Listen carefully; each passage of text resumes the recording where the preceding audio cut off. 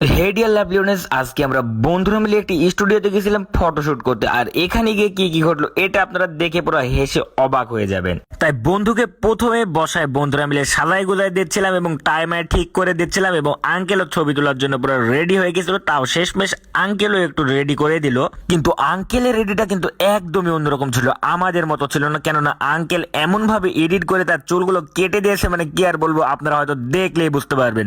আর এই হচ্ছে তার চুলের কাটিংটা হচ্ছে, মানে এটা হচ্ছে সেলুনের কাজও করবে এখানে আঙ্কেল। মানে সেলুনের কাজ বলতে গেলে আপনারা এখানে স্টুডিওতে এসে সেলুনের কাজগুলো পাবেন। এই জন্য বন্ধুরা দেখে তো পুরো হেসে অবাক হয়ে যাচ্ছে, এই জন্য আপনাদের কিন্তু প্রথমে বলেছিলাম।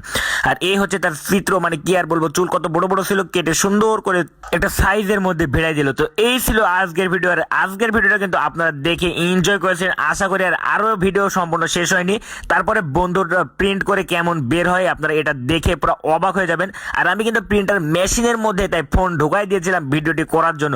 তারপরে এমন এক ভদ্র ছেলে লাগছে, মানে কি আর বলবো। তো সবাই ভালো থাকবেন, সুস্থ থাকবেন।